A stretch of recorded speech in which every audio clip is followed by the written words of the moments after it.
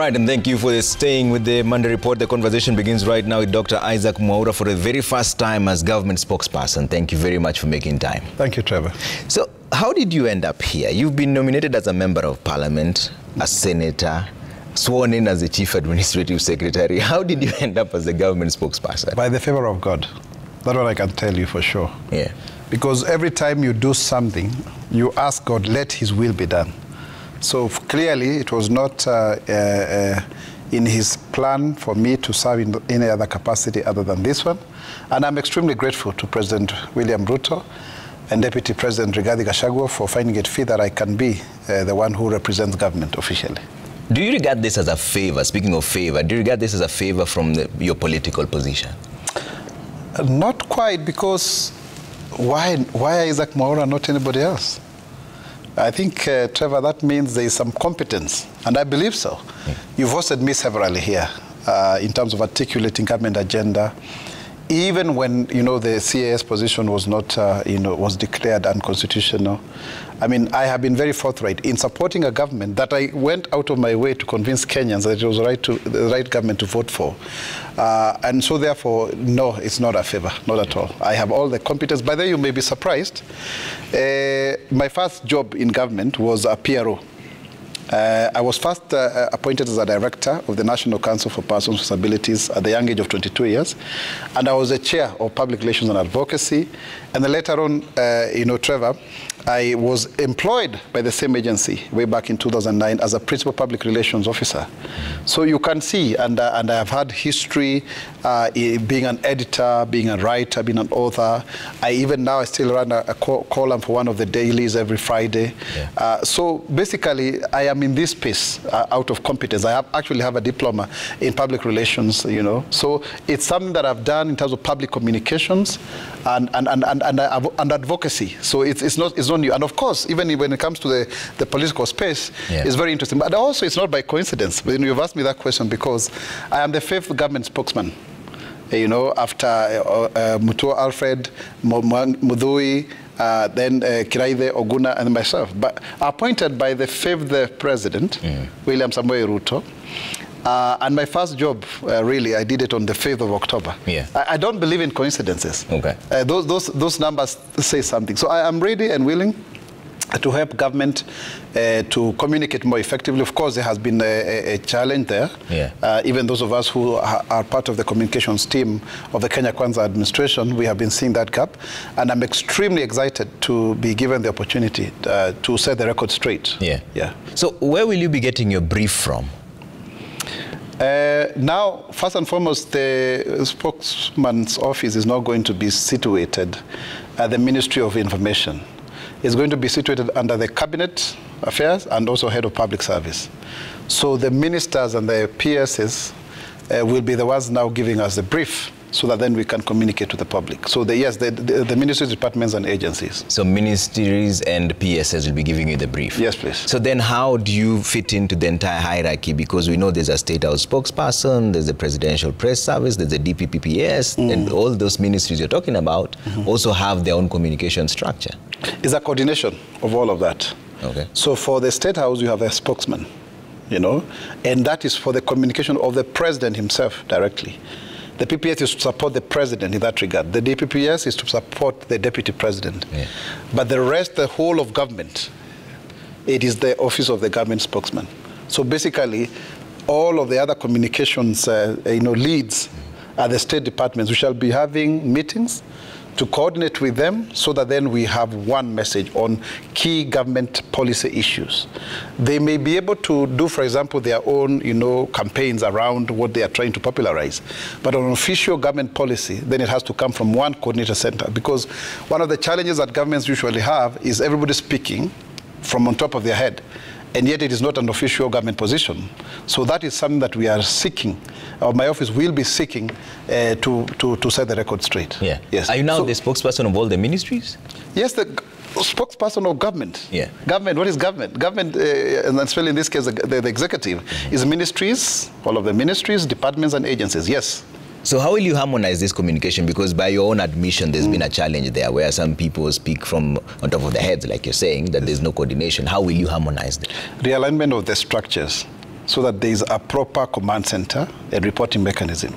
That, I think, is one that has been lacking. Number two, consultations. So we should be having weekly, regular meetings so that then you are able to relay information on what is happening and taking a common position that is well informed.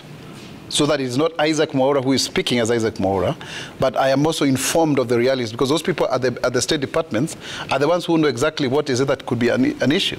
Yeah. So yeah, so there will be a lot of consultations back and forth before we make a pronouncement that is official, that is a representation of the government. Of course, also taking cue from the president himself, because he is a #1 spokesman of this government, and the deputy president, and then of course following, going forward, and knowing what is it that I need to communicate and what befits the head of state and the deputy to communicate in that regard. There's a whole matrix. The good thing is that this is not, we are not reinventing the wheel, and we are not doing what you call governmenting, you know, Trevor, where you create sinecure positions that do not necessarily cure the problem that they were supposed to do. You know, this is politics. It's about communications. Politics is the informal that constitutes the formal. And politics is about perception. Yeah? And when you say politics, we also mean policy.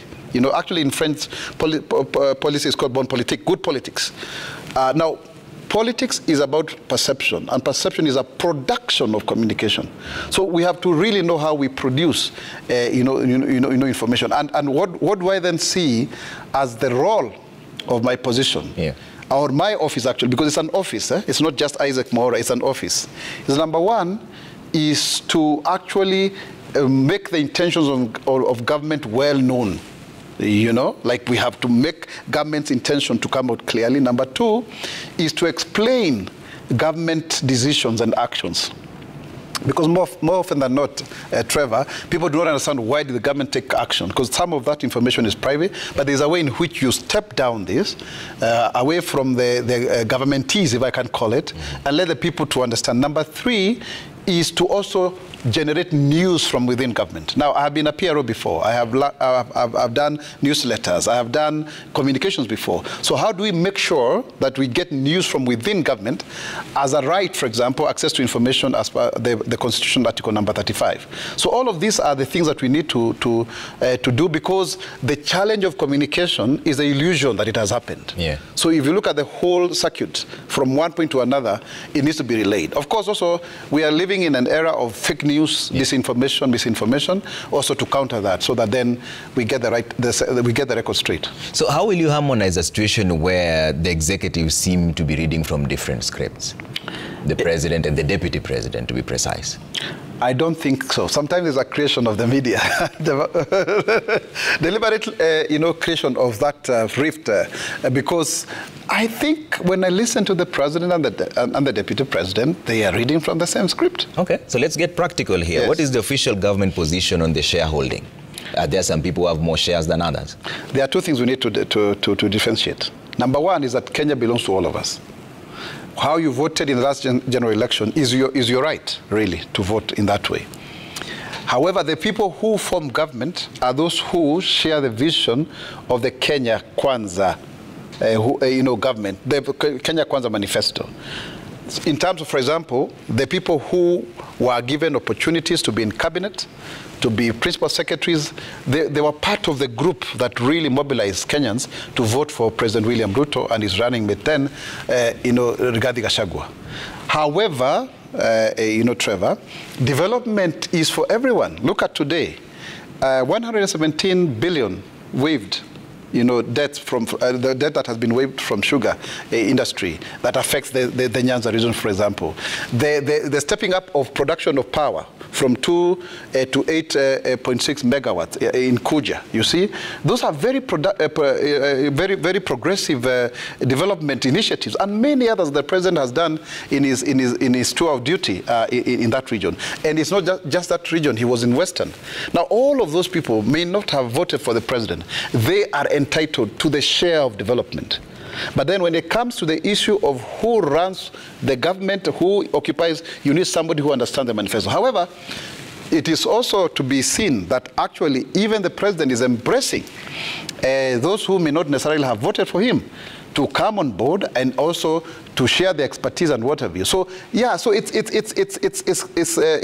an element where you have to work with the people, but nobody shall be denied an opportunity of development simply because they may not have voted for Kenya Kwanza. So you say that this share of development can be done equally, but not share of appointments. Share of appointments now becomes shareholders. But Trevor, if I can't come to Citizen TV and pretend to know how you people are running your affairs.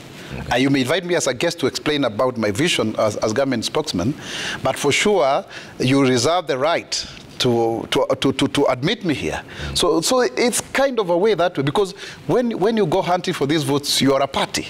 So that one we cannot gainsay. But over and above that, we can also clearly see the president is reaching out to regions that heretofore never actually voted for him, because he needs everybody going forward to 2027. Do you see a difference between the president's position and the deputy president's position on this shareholding? Not at all. I think it has been overplayed. There is a lot of misquoting.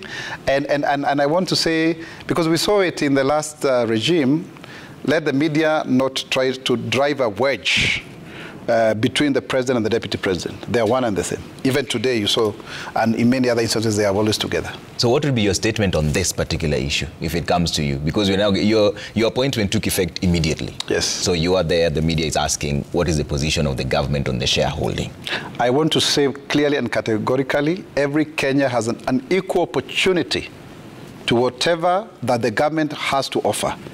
But yes, it is true that those who work with the president and the deputy president may get a priority in terms of serving in certain positions. However, at the same time as well, the president is reaching out to everyone, even those who did not vote for him, to ensure that we move forward as a country. As the government spokesperson, are you going to be commenting on political issues also, or just on government policy alone?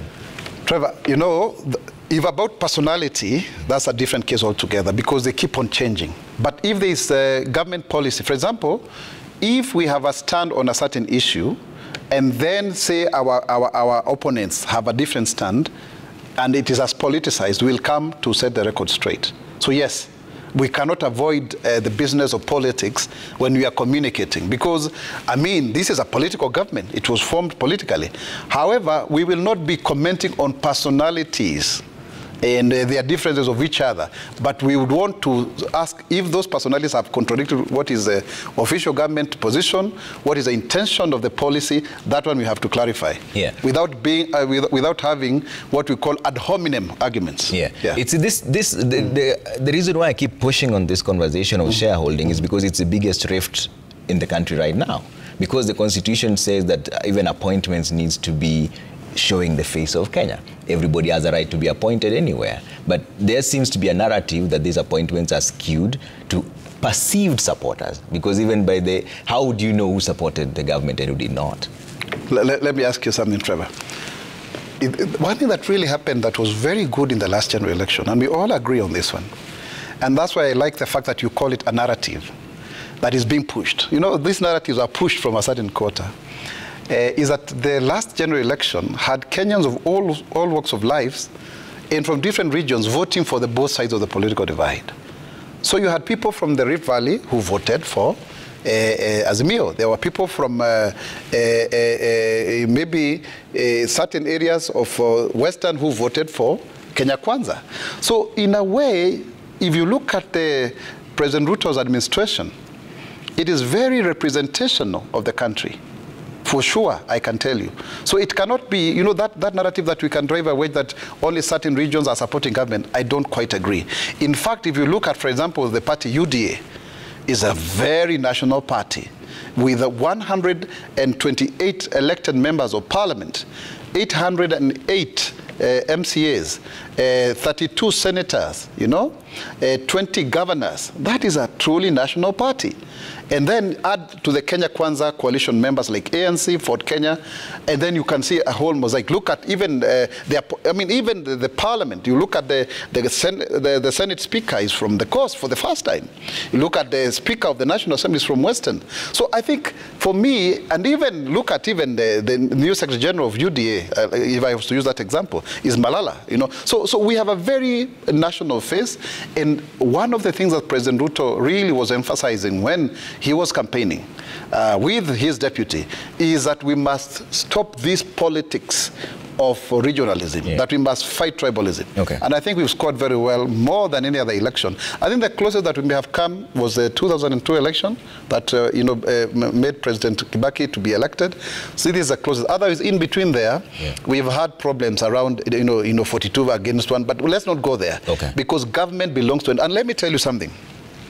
The challenge of defending government is that government positions that we occupy, Trevor, is actually temporary incumbency, because government belongs to nobody, opposition belongs to everybody, yet somebody must be accountable to everybody. Okay. Now, my role as a government spokesman is to be accountable to everybody in terms of common sense of purpose that is couched and enshrined in policy. Okay. Have you gotten any brief since you took office? Yes, of course. Already we did one with CS Ezekiel Machogu on 5th about the university and tertiary education funding model.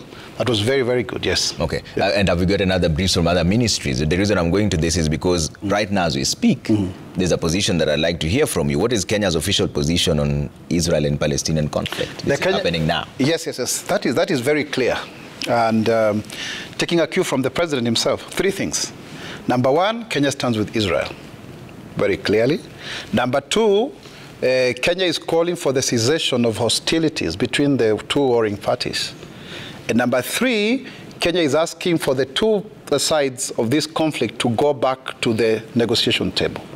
Those are the 3 elements of our position on the Israeli, Gaza or Hamas or Palestinian, conflict. Okay. Yes. And the Haiti deployment, what is the official government position on this? As you may be aware, there has been a court order that has been issued because of my good brother Ekuru Aukot, who I spoke to before I came here, because I wanted to understand why he went to court. And clearly, there's something we need to explain to us all as Kenyans, is that there is a process when it comes to deployment of the police. It started with a request from the UN. Kenya is a member of the UN Security Council, and it is playing a very critical role in providing leadership, as you may have seen recently, and the President Ruto has done very well in that. But then deployment is a process, because there has to be a ratification of that, that request.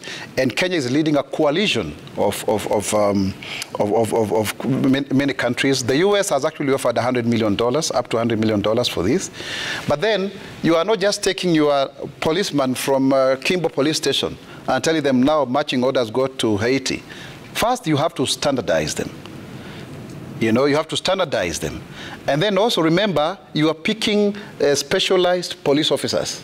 Okay? So even if first when you're picking, you have to know who are these 1,000. Then you standardize through training so that they can be at par with other policemen and women that they are going to work with in Haiti. Okay. And then you also have now to ensure that there is ratification by Parliament. Yeah, Parliament has to approve that before then you do so. So it's a process. It's not an event. And you will see, because the court order requires that the stay order be had inter partes on 24th of October. Yeah. That information will come out clearly.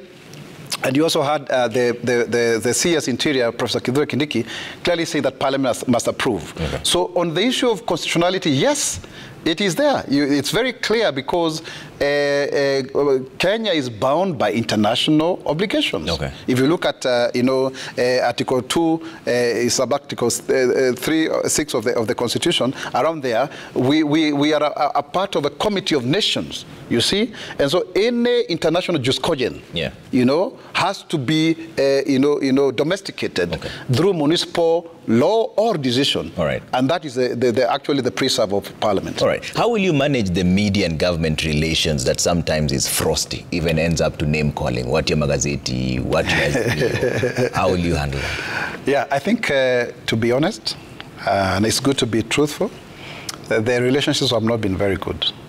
It was a very generally held or widely held view that the Kenya Kwanza Brigade, before it became a government, didn't quite get good coverage from the mainstream media.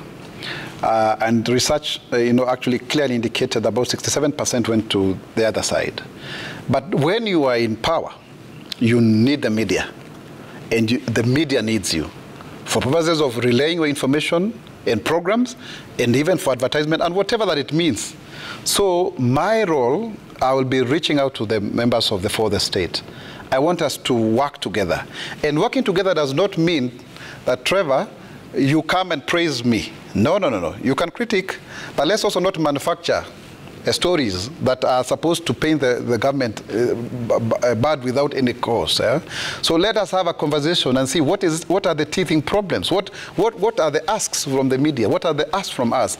And you'll be seeing, God willing, very soon, I'll be engaging the media owners, the media editors, and others, including bloggers, by the way, from across the political divide. Let's see what we can do, because when we implement government policies and programs, they benefit everyone across board. And that is the essence of government, because when you pay taxes, whether you support the government of the day or not, but you are entitled to benefit from the taxes that you pay. Okay. Yeah. What is your style of leadership going to be like? Are you going to give weekly updates, monthly updates, quarterly? How do you want to do this? So there's no information gap. I wish, Trevor, it was even daily, because if you remember the time the first government spokesman was instituted into office, things have really changed. Things have really morphed. It's not the same again anymore. Now I have two deputies that I will be working with, Gabriel Muthuma and Mwanaisha Chidzuga. We have to do it differently. So I can assure you we'll be doing weekly updates. Weekly? But we'll be more regular in terms of availability, because quarterly, people will even forget whether you are actually there to do what you're supposed to do. So there'll be weekly updates? There'll be weekly official updates, but also we'll be available to comment on call, on a certain issue, because like what has just happened in the courts today, you cannot wait for next week to give a position.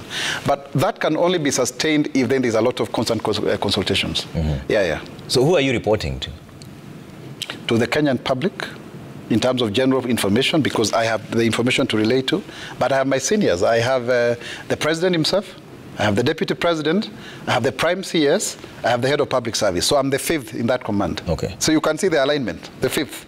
So that's the the fifth comes back to the fifth. Exactly. So you have the president, the deputy, the prime CS, the head of public service, Felix Koskei, and then myself. The government spokesperson. Yes. Okay. What would you like Kenyans to judge you by as we finish, because we're running out of time now? I think I'm a very straightforward and honest person.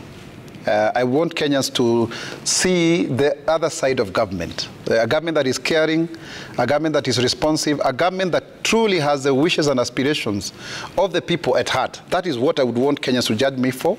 And also a person who does not have to tell you what you want to hear simply because it is convenient, because eventually I will be discredited. Okay. So I would want us to work together so that we believe in our country and we speak the goodness of this country. We speak prosperity to this nation, not just to be gloomy and thinking that everything is going down, because it's out of that inspiration that people are able to work hard in their businesses, in their studies, and whatever areas of calling, and making Kenya great. Kenya will not be changed by just one stroke of magic, but by changes that are being made in 1,000 places, in little places where nobody will ever recognize the change makers. I believe we can do it together, but collectively we must have a positive message that Kenya is great. Now that you say you're a straightforward man, so when there's a mistake by the government, will you be willing to own up and just simply apologize to the Kenyan public and not try to spin it around?